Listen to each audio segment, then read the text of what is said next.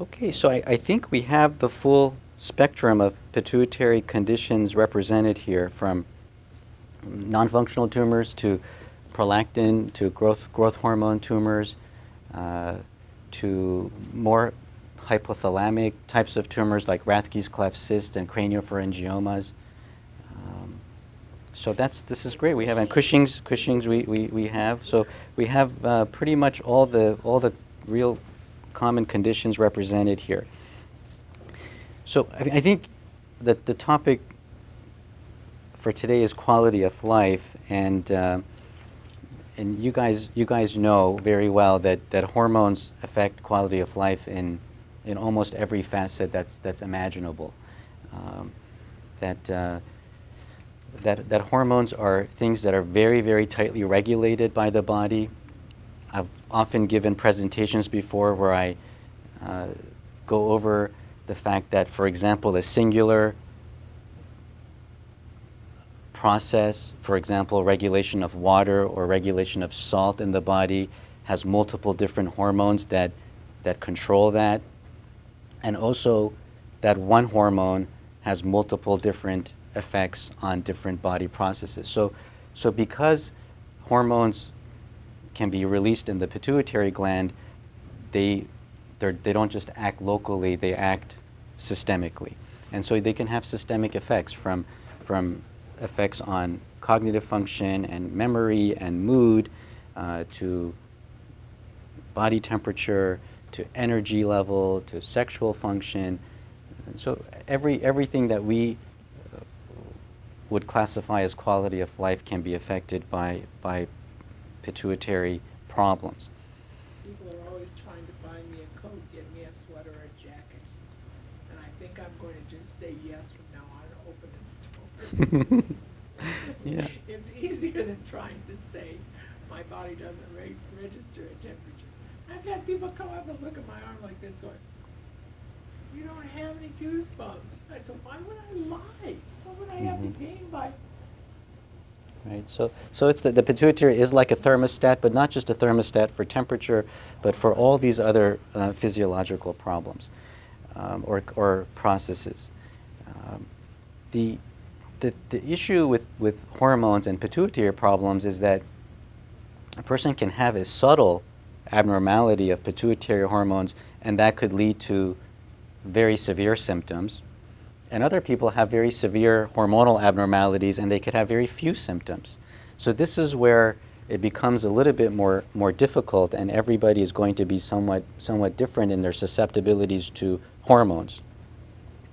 One important thing with quality of life that's important is that when it comes to hormones, change in a hormone is often worse than a hormonal abnormality itself.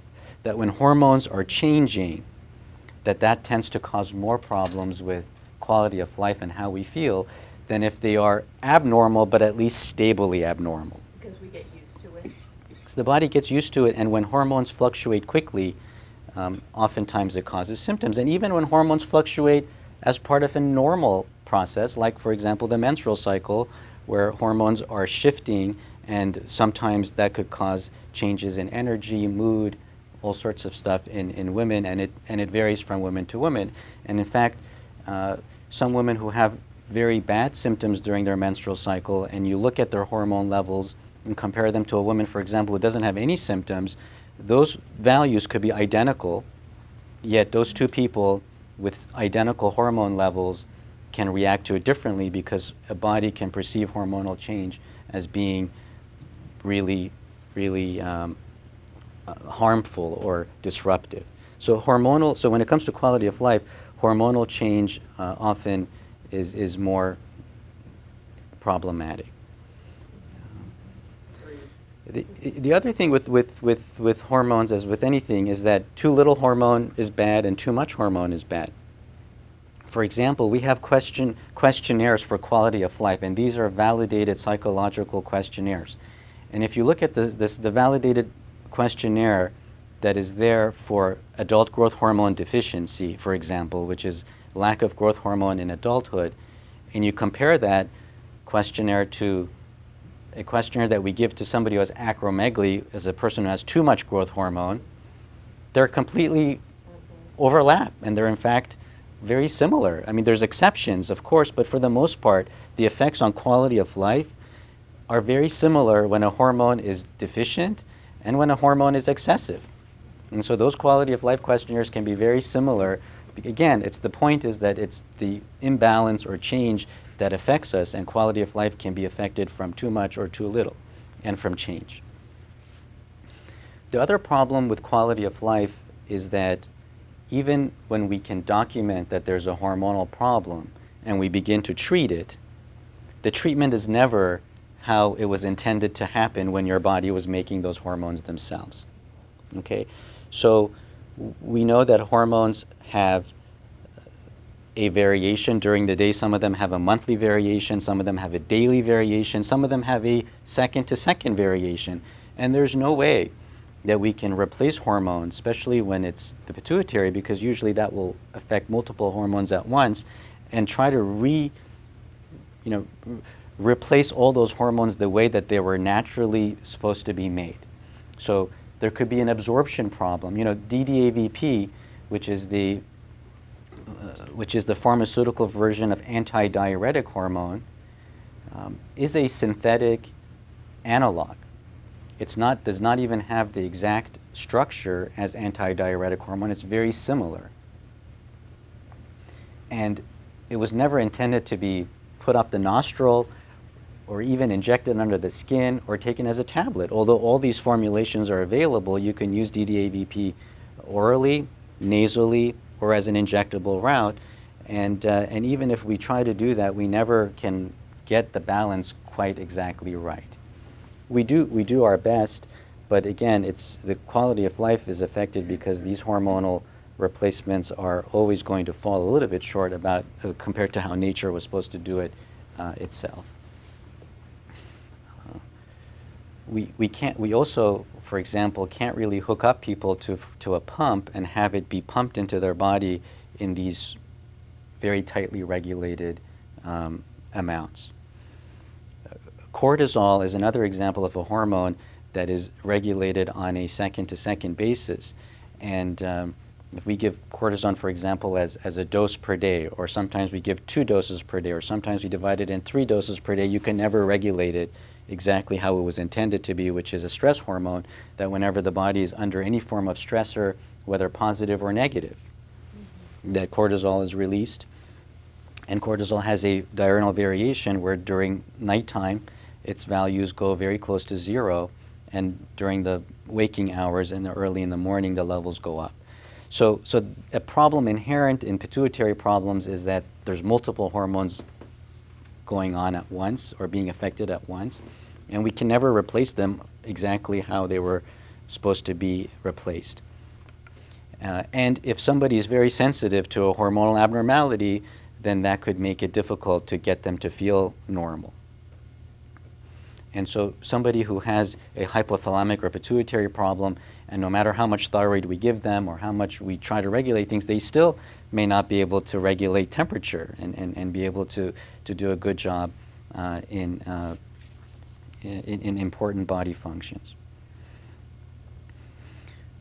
The question, so that's a general comments about quality of life. Anybody want to discuss more about quality of life? I mean, everything and anything that we do every day and we take for granted could be affected by pituitary problems. And sometimes people who've, for example, had a pituitary problem for a long time or from childhood may not really, this may be good or bad, they may not really know how it is to feel good or to feel normal. And so, that's their normal, and so perhaps that's good that they don't have a reference to compare to. But somebody who develops a pituitary problem in adulthood and didn't have it earlier definitely sees those changes, and it's much more magnified. I think too, Dr. Cohan, for you, I know a lot of patients, and as you do, that after pituitary, once they remove the tumor, you would think, okay, now it's gone, so I have to feel better. But that's not true. The road to recovery if you could understand, is gonna be at minimum. I did not even realize what normal or better felt like for 4 years. I remember thinking, well, this is better than before, this is better than before, and as time went on, it was like, oh, I'm better. But then I took a turn where after 4 years, I said, oh, this is good. Like, this actually feels good. And then I remembered, because it had been so long that I felt bad, that I remembered, oh my gosh, now I remember this is what feels good. And then it would get better. So, but the problem is, I also realized that, but I'm hypersensitive to fluctuations now. Like maybe when I was younger, I could have, my hormones probably fluctuated, I didn't know. Now I can literally tell you when my hormones are fluctuating because it's that sensitive to my body.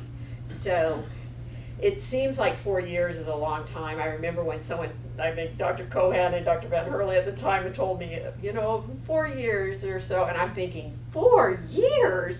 You can't go 4 years after surgery and to feel better. But the good news is you usually don't remember half of it because your hormones are bad and your memory is horrible. And so the good news is you only remember half of it. And I always tell patients when I talk to them, oh, don't worry. Because when I talk to you in a year from now, you're not going to remember any of this. And I guess it's like having a baby where people will say, no, it wasn't so bad. And you're like, oh, I remember when you were like cursing that you would never have another kid. And so as you do get better, you do look back and think, oh no, it wasn't that horrible. But I'm like, oh yeah, it was. I remember when it was. So you will look back and you will go, this is better. And 4 years, I mean, sometimes it takes even it's longer. than You know, 4 years, we have some patients who have even a much longer recovery time until their bodies finally reacclimate. And some patients, I've seen them get better in 2 weeks, like shocking. I have a friend, she might speak for us next year, and I always like the encouraging stories. She had Cushing, she was a model at one time, and an actress, and when I met her, she had gained so much weight from her pituitary tumor and Cushing's, and I remember her after surgery, crying in my living room saying that, she just couldn't see that she's ever going to get better.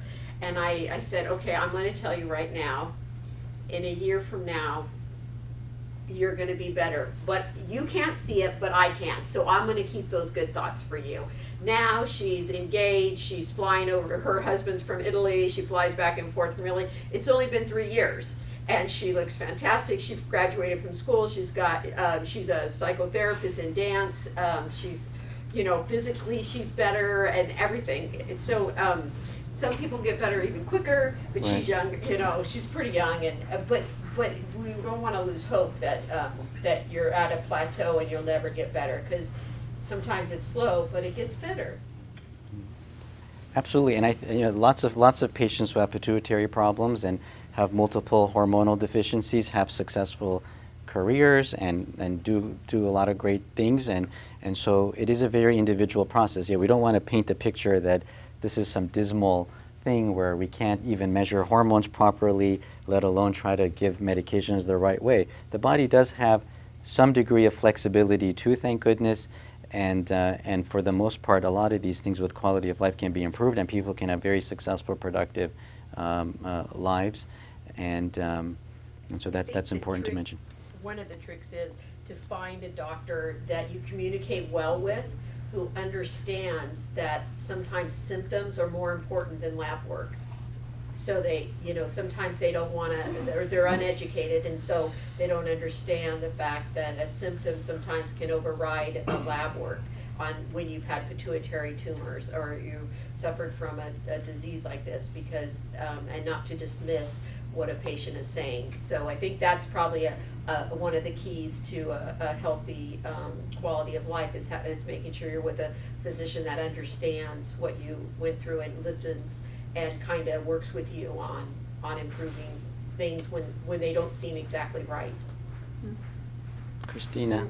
I think, I don't know, like for me, I became hypersensitive to when I felt those fluctuations, and it was like post-traumatic stress, and a lot of what I was feeling I realized I caused mentally, because I would go to Dr. Cohan and do the blood work. Well, everything's great. You're great.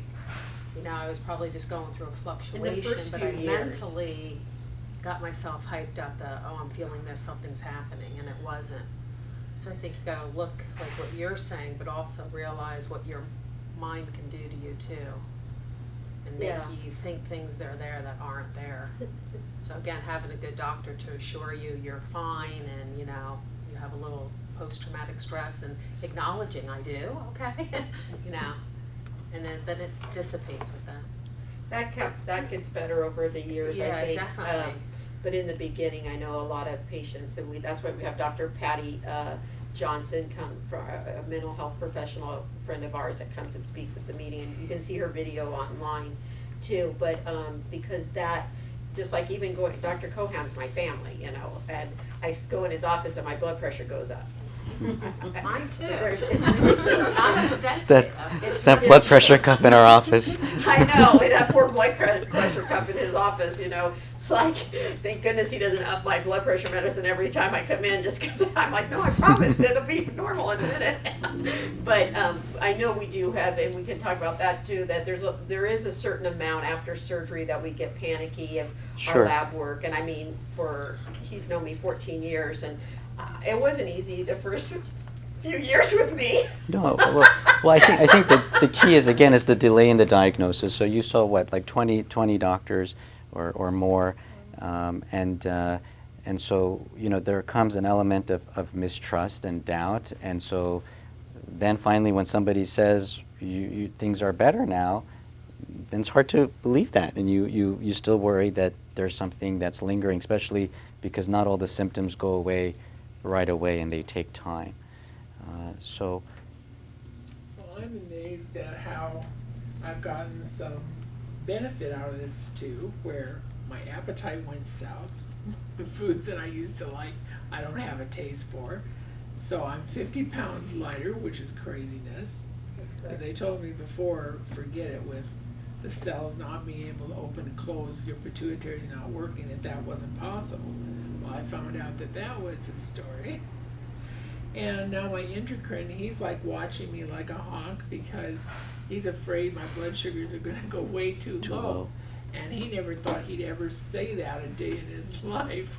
We've always been on this same schedule, 50 units of insulin twice a day. And last time I was in with my blood work, he put me down for 25 on the way in. And then when he looked at my A1C and saw that it was 6, he went, no, you better be taking 20, but pay attention because you're on the other side of the scale now.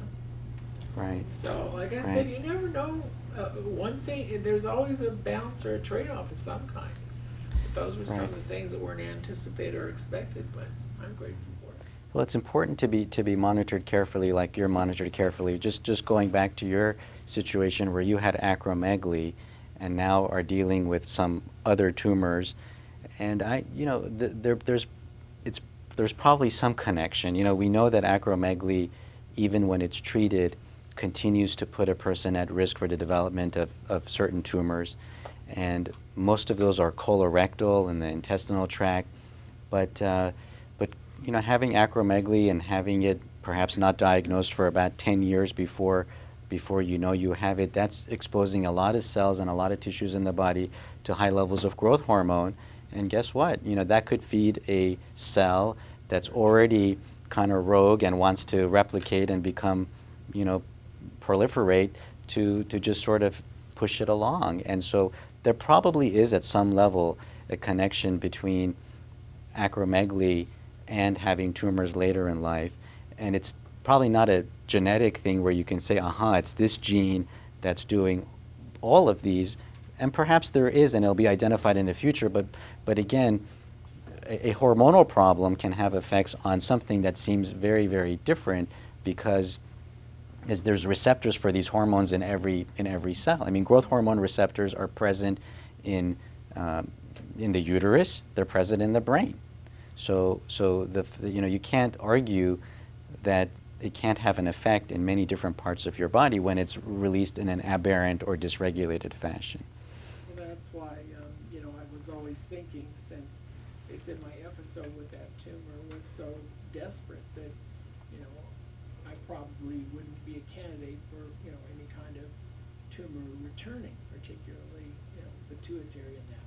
But nobody ever told me that there was a possibility that once the glands have gotten out of balance and something is missing in the glandular arena, that there could be, something else at outcrop. And that's what happened to me. Right. With acromegaly and also with Cushing syndrome, there is increasing data and information that even once that condition is cured, as far as we can tell, and there's no more excess of growth hormone and no more excess of cortisol, for example, that if you follow people in their lives, they will continue to have more other problems more than the general population who don't have those hormonal problems. It's almost as if having exposure to abnormal hormone levels in high amounts for a period of time almost sets a cascade of potentially irreversible things that happen. And so, there is some data that people who've had Cushing syndrome and are now in remission continue to have increased risk for cardiovascular disease, heart disease, heart attacks, and strokes, even though that their Cushing syndrome is completely controlled. And we're also finding now more, and this is one of the newer topics that I think is important and should be something that's very validating for people who have quality of life issues such as energy, mood, weight, all of the things that we can't really get controlled very well, is that increasingly we're finding that hormonal problems, particularly as it relates to cortisol, can be subclinical or can be very mild, yet because it is going on for many years or for a long duration, it can cause harm. So now there is a disease entity that is being increasingly coined and used in the literature called subclinical Cushing syndrome. And in this condition, we see that, for example, even our best tests to look for excess cortisol, like a 24-hour urine test, which is really one of the things that we feel is one of the better tests we have to diagnose this condition, fails at diagnosing this problem because the hormonal fluctuations are mild and are missed by these tests, but over a period of decades they cause problems. And so this is an emerging field. This is the entity of subclinical Cushing syndrome. That's interesting because through the years, of course, a long time ago, we saw tumor, we see symptoms, we see the cushingoid look, but never see the high cortisol. Right. That we've seen that so long. But now we're seeing people who don't look like they have Cushing's. Yet, if you look at them carefully and do a variety of tests that are more detailed, that you may be able to capture this. And so Cushing syndrome has been historically felt to be a rare 1 in a million condition, and if you apply the more stringent criteria, you could increase the risk or the incidence of Cushing's potentially to 1 in 100 or 1 in 1,000. And so and a lot of these subclinical Cushing's patients actually have adrenal problems, not pituitary, interestingly. So. What about long-term effects of cortisone with somebody like me, with no natural cortisone? Right. So with cortisol, it's I don't know if I can draw.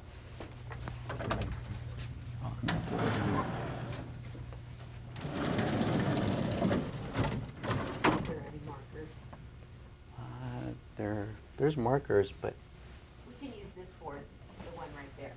just use this one. It's okay to write on it. Yep. So with cortisol, you sure I can write with this marker on this board? It looks like it's a smart board. It's not a smart board? I think it is. It is a smart board, but I don't want to write on it. If We've written on it, I thought before. should I? Now you say that, I don't know, because it's not a smart board. I thought we used that before. Let's see.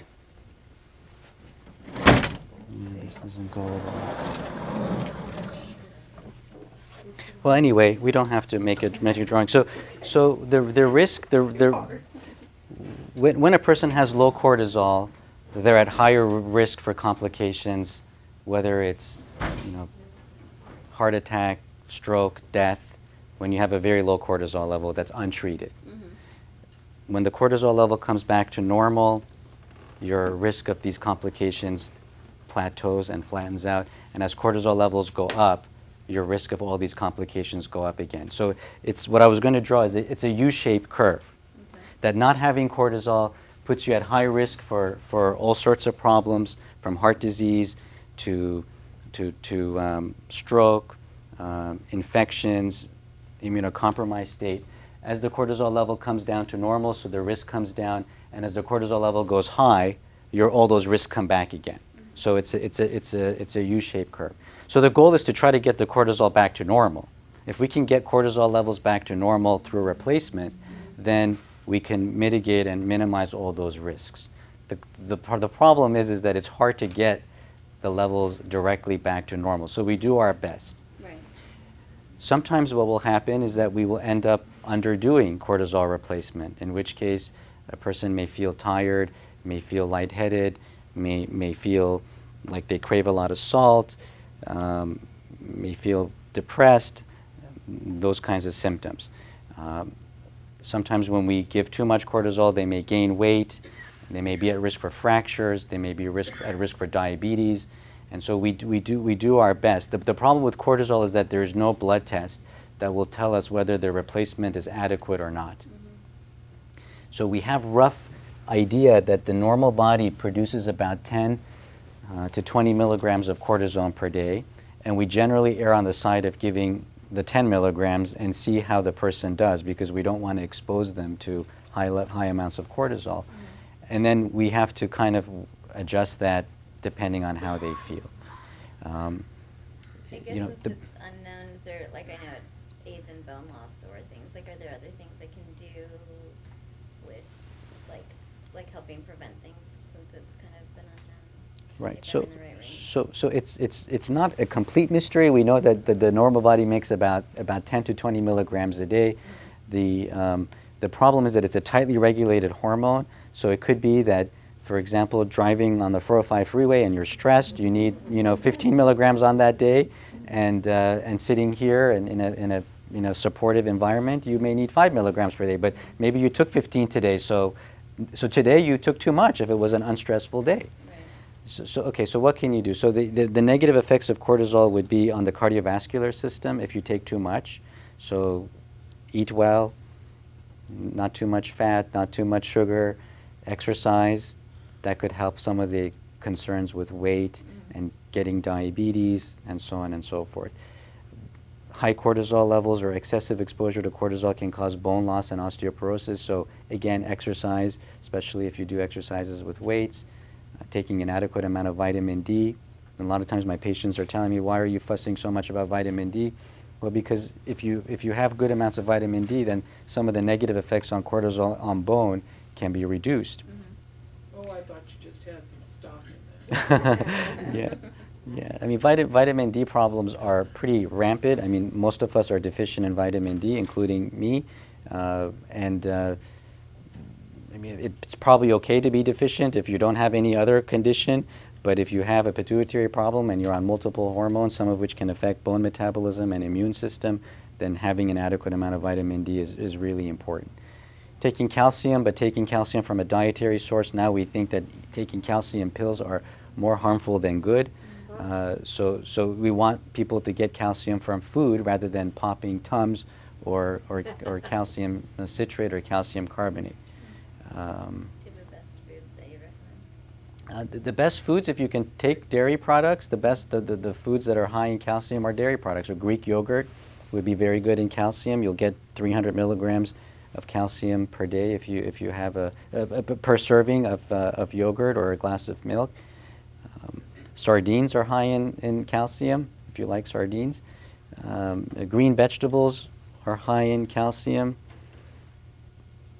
So natural foods. Yeah, Fresh foods that have it. And I think a lot of juices and foods are enriched in calcium. To me, that's not that's not so good. You know, if you know, essentially, if you get orange juice that says fortified with calcium, guess what? They took orange juice and they dissolved Tums in it, and they got, I'm serious, that's calcium carbonate, and they got fortified orange juice. So we're talking about food that's rich in calcium, low sugar, low fat. If your bone density is bad enough, you may need a medication to protect your bones. It depends on what your bone density scan shows and whether you have fractures and other risk factors for bone loss. And so sometimes people do need to be on an active medication in addition to just the things we talked about. I had weird side effects from it. So they talked about an injection for bone density. There's lots of, we have medicines for bone density. We have medicines of all varieties. We have pills, we have nasal sprays, we have injections, we have it all. We have injections that go under the skin. We have injections that go in the vein. There's all sorts of different things that could be done. Those medications are pretty heavy-duty stuff, and so we don't want to just jump to them. But depending on what the situation is and what the bone is doing, we may need to address that. Almost every pituitary condition that was mentioned here today can have a negative effect on bone. Having too little growth hormone can make you osteoporotic. Having too much can make you osteoporotic. Having high prolactin can make you osteoporotic. Having low testosterone can make you osteoporotic. Having too much cortisol, even in men. So bone density is, I'm glad you mentioned, is important. And that doesn't seem like a quality of life issue, but guess what? If a woman fractures their hip in their 7th decade of life, guess what? They're probably not going to be ambulatory, and that may be a life-ending event, not because of the fracture, but because they're going to be immobile.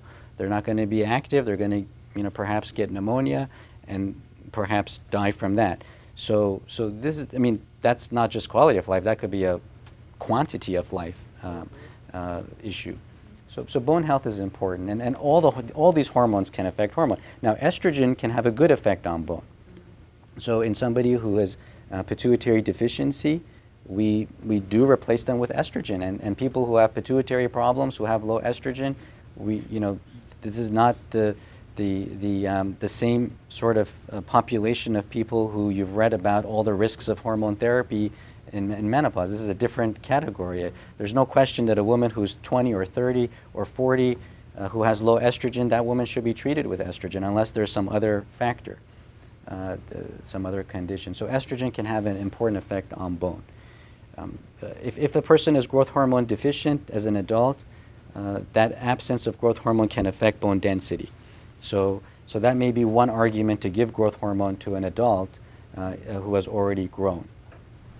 And, along with that, the bone density tests, normally they spread them out. Should it be asked then to maybe have one a little sooner? I think they only do them like every 10 years or something. We do them a little sooner. Medicare, and most insurance companies follow Medicare guidelines, usually allow a bone density scan to be done every 18 to 24 months. And if you're on an active treatment, or if you have some other extenuating circumstances, then your physician can try to lobby or petition to get it done sooner. I haven't had one for quite a while, and they've said I'll probably never have bone problems because I had a very good bone density. But now that you've brought this up about pituitary, I'm just wondering if I think it's been 3 or 4, I should just ask for another one. Yeah. Right. If you have a totally normal bone density, then it could go longer between intervals. But if you had a normal bone density and then you get diagnosed with a pituitary problem and now you're on treatment for pituitary problems, then you may want to do it sooner to reestablish a baseline. Cohan, I want to go back on her topic too, and because I know James is on it too. So, and I have patients ask this a lot. So, everyone's afraid of steroids, of course, like you have, but when you aren't making any, Right. and you're only replacing, then are the effects, the steroid is just replacing what you would be losing.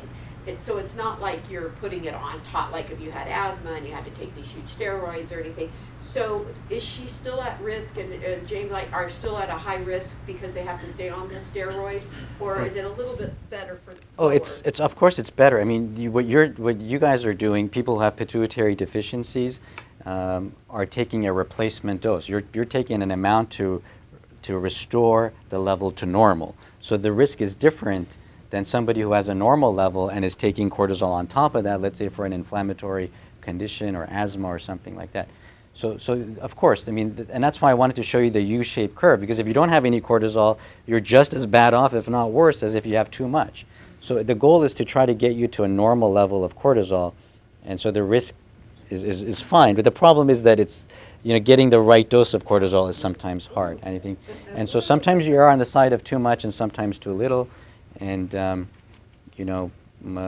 it's an art. And a lot of times patients kind of have to get to know their bodies and when they need a little bit more and when they need a little bit less. For most people, needing a little bit more is when they have a cold or a flu, and that's all that they need to do is to take extra during that time, and they're fine the rest of the time. And for some people, it's a difficult adjustment to make. So yeah, the answer is it's not so bad because it's a replacement. But we do need to monitor for the potential that you may be exposed to it more than physiological levels. And I've also had a problem with some of the patients because their doctors are not quite as experienced, and they'll put them on too low a dose thinking, because maybe they're retaining fluid and things like that, and the lower they make it, the worse the patient gets, right. And the higher and the more weight they gain, thinking that the less steroid you have, the skinnier you're going to be, or the less inflammation. Right. But that doesn't work. Right, exactly. I mean, it's a tricky situation. If you give too much cortisol to somebody, of course they'll get fluid retention and they'll gain weight, and they'll not just water, but they'll gain fat. If you give too little, guess what? Cortisol is necessary to get rid of water through the kidneys. So if you don't have cortisol, if you don't have enough cortisol, you're going to retain water because the kidneys is going to not be able to excrete it as well. So yes, it's the U-shaped curve. Too little increases your risk, too much increases your risk. You got to get the right amount, and that's sort of the holy grail here, to try to get the right amount. And we try. I mean, we go by symptoms. I mean, I think the thyroid. If you have 9 out of 10 symptoms of thyroid disease, and your T4 level, which is a thyroid test, is 1 point above the lower limits of normal, that's got to be abnormal. And so I think some doctors, especially endocrinologists, I mean, most of the reasons why endocrinologists become an endocrinologist is because we like to have a laboratory test that either proves or disproves a condition. As endocrinologists, what do? We order blood tests, right? We order blood tests. If we really want to torture you, we order urine tests. If we really want to torture you, we'll give you dexamethasone and have you do a suppression test, or put a catheter up to your brain and measure your ACTH level. The common thing is that we measure things. We measure levels. And so endocrinologists can get a little fixated on these numbers. Maybe a value that's 1 point above normal would be okay for somebody else, but it may not be okay for you. And so I don't see why there's any harm in going down the path that you have the symptoms of thyroid disease. Why don't you try a thyroid supplement for a month? See if you get better. If you do, great. If you don't, that wasn't the problem. At least you scratched it off. So I think the problem is that sometimes physicians become very, very fixated on the number, and yes, it's normal or it's abnormal. Well, there could be gray. Now, if you have a laboratory test maybe from 20 years ago, before you ever had a pituitary problem, and you had a T4 level, and that could be a baseline, that would make it easier. But sometimes we don't measure hormones when somebody's feeling good. A lot of times men come to me, not just men with pituitary problems, but just men who have problems with sexual function, and we measure their testosterone level, and let's say, and the normal range for testosterone in a man is some astronomically wide range of 250 to 1200 in some labs. Okay? So we have this man, a man comes in and he's like 55 or 60 and he has sexual problems, and we measure their testosterone level and it's 350. Okay, so it's normal. Okay, but well, what was his level 10 years ago when he didn't have any problems? And if we had a baseline, the problem is that we usually don't have a baseline. Doctors don't measure things when a person is healthy. Insurance companies don't pay for things when you're healthy, and so we don't. It would be nice to have our sort of library or signature hormonal profile that we can use to compare it to. So then sometimes what we do is, okay, it's 350, it's normal, but you have all these symptoms. Let's try testosterone supplementation, get your level to be 500 or 600. Do you feel better? If you do, okay. I mean, every hormone has some risk. We're going to have to follow that, monitor you, and again, it goes back to quality of life. And our laboratory tests can't really tell us. So hormonal testing has to be taken into account along with the clinical picture of the patient. Yes, Christina. Interpretation by the doctor. Mhm. is- That knows that it's limited. Yeah, yeah. That understands what it is. Or at least understands that the tests are limited. Right. Okay, if your physician can accept that he or she doesn't have the answers for everything, and then I think you have the right physician. Okay, if they accept that we have an imperfect science and art, and our tests are sometimes misleading, and not everybody's going to come with a textbook presentation of every disease and is open-minded to try things and change things, then I think you have a good doctor. Whether or not the rest of it is icing on the cake, I think. Christina, yeah. Well, two things. That holds true with my thyroid because my numbers, I wasn't feeling so great. My numbers weren't dramatically low, but they made a change, and you said, let's try this for a month, and my symptoms went away. You know what I mean? But another doctor probably would have looked at those numbers and said, well, you're not ready for thyroid medication. So in my case, I mean, that's what I needed. But my other question is, you brought up before, I don't know if it was growth hormone and memory. How are hormones related with memory? So, I mean, hormone can have a direct effect on neurotransmission in the brain and you know, the release of, you know that one of the major regulators of prolactin is dopamine, and dopamine is a neurotransmitter. So there, I mean, there are receptors for these hormones on neurons and brain cells, and there could be a direct effect, there could be an indirect effect by, you know, potentiating their response to normal neurotransmitters and the circuitry in the brain. I mean, there are receptors for these hormones everywhere, and so you know, the direct or underlying molecular mechanisms I don't think is known, but nevertheless we know that hormone, growth hormone, cortisol, thyroid hormone, all of the hormones that we're talking about, testosterone, have areas in the brain that they act on. And then the indirect factors is that, okay, well, if you have a thyroid problem and you're tired, guess what? Your memory is not going to be so good. If you're always battling fatigue and you're physically drained, you're not going to have good concentration. You're not going to have good memory. You know, why is it that everybody forgets that 1 year after Cushing's disease, that's a miserable year? Well, because all the, you know, all the hormones are totally out of control, and so you know you can't set. For like menopause, because your hormones are whacked. A lot of people. That's what Well, you hear a lot. right, menopause, many things. I mean, one thing that happens in menopause is hormones change abruptly. I mean, you know, there's an abrupt change in hormonal function, and you know, and that's one part of it. And then again, there's the fact that estrogen and progesterone they have receptors on the brain as well. I just want to touch really quick back on that subject because we talked about doctors giving, talking about symptoms and then giving maybe some thyroid and seeing in a month if it's better. But I also see a lot of patients out there that will start on a thyroid medication or another medication and just keep upping it because they keep saying they don't feel good and never realizing maybe that's not the problem. Because we have to also remember that too much of something maybe is telling you that it's not the problem. And I have a lot of patients that go years saying, oh, my thyroid never worked, and then come to find out their thyroid had never been the problem. Mm-hmm. So, I think one of the things to really, for quality of life, is to really start looking at yourself and really understanding your own body and not being afraid to speak up and think maybe this isn't normal. I think a lot of patients just kind of go, oh, well, I guess that's normal. Oh, I guess it's normal. A lot of patients, when they say they've had a tumor for 20 years, and I'm like, and they said, no, I had no symptoms. And then I say, well, this, and this. Oh, yeah, I had that. And so, you know, kind of starting to question not only your doctor's care, but your own self. What's going on in my own body? What makes sense to me? Did this medication help? Maybe it doesn't. Maybe I should talk to my doctor and say it doesn't help. Let's try something else. So that kind of thing too.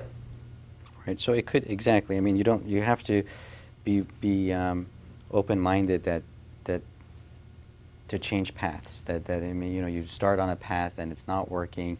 Well, yeah. Well, maybe you need a different route of administration. Maybe you need a different brand, and maybe you're going down the wrong path and you need to change. I certainly think that when it comes to things that are quality of life, if a hormonal intervention, even if it's seemingly the right intervention, does not lead to a benefit, then you have to change, be willing to change.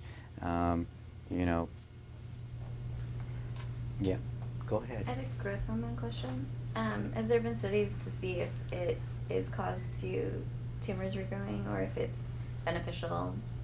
Because I've heard both things. Dr. Kelly said I shouldn't be on it right now because my tumor did regrow after 11 years. So, but it seems like if everybody gets that, shouldn't I get it too?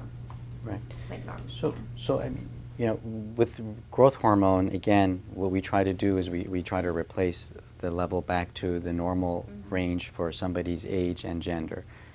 So the potential benefits of growth hormone in an adult would be improvement in energy, mood, all the quality of life things that we've been talking about. And then the other things would be bone health, reduction in body fat, which is more than quality of life because body fat can then affect your cardiovascular risk. So growth hormone has a fat breakdown property, what we call a lipolytic property. It breaks down fat.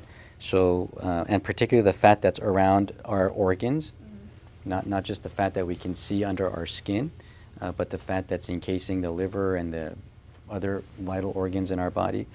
So growth hormone can reduce that fat and improve cardiovascular outcome. Now, we don't ever want to give growth hormone to somebody who has an active tumor. Okay, so if you just had a pituitary tumor and you're getting it treated, we're going to wait until that tumor is treated. Right. And that we've documented, at least for a period of time, that there's no growth before we give. 5 years or It doesn't have to be 5 years. It could be less. I mean, it could be, you know, it also depends on what type of tumor you had, how aggressive it was. I mean, it's not a one thing fit all. Right. Sometimes they can do stains on tumors and determine how quickly it replicates and its risk for recurrence. So we have that information. But I'll tell you that that because growth hormone in an adult is an optional treatment, the FDA has put a lot of requirements on growth hormone companies in terms of reporting to them any adverse events. So growth hormone has been scrutinized probably more than most other things out there on the market. And if it's used on its approved indication, which is adult growth hormone deficiency, so somebody who has in adulthood a lack of growth hormone because of a pituitary or a hypothalamic problem, okay, which people in this room have, that when you give that in replacement doses, that the risk of tumor growth is not higher than the general population. And these are based on databases that were imposed on the pharmaceutical companies from the FDA. Large databases. Eli Lilly had one, Pfizer has one, and it required, growth hormone was one of the first recombinant hormones. And so there was a lot of novelty about it and a lot of follow-up. And so if it's used in the right context, the risk of tumor growth is not felt to be raised over the general population based on what we know. Okay. So I should look into that, getting back on it. If it helped you. It helped you before. If it helped you. It helped energy and it helped with fat. That's a big issue. So, I mean, growth hormone is not cheap. It's not easy to administer. It's an injection. And I think that it's not just something that you would do just, there has to be some documented beneficial effects that either you can report or your doctor can measure. Bone density improving, body composition improving, quality of life improving. One of our patients with growth hormone deficiency, finally after being diagnosed with that, was able to have dreams and normal dreams, and this was important. This is. I felt that, actually. You felt that, okay. Yeah, I started dreaming after I started taking that growth hormone. Right, and perhaps this was not, maybe we don't look forward to having dreams, but dreams usually mean that you've had better quality sleep, that sleep architecture is better, you're going into deep sleep, but also it gives us a sensation of normalcy. This is how we used to be, and now we don't have that anymore.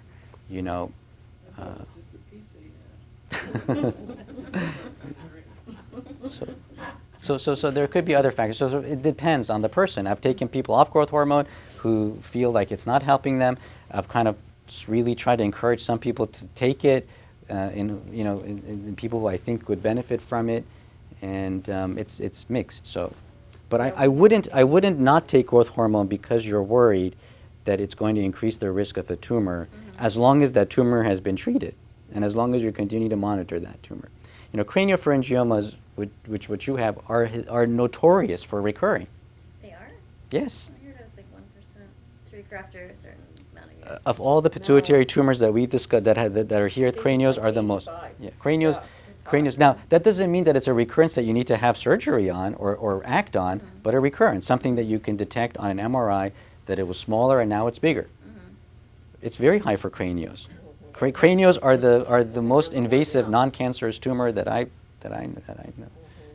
It's right. It's going to be different for everybody, and I think part of the problem is that growth hormone does have a certain enigma, or a stigma, maybe I should say.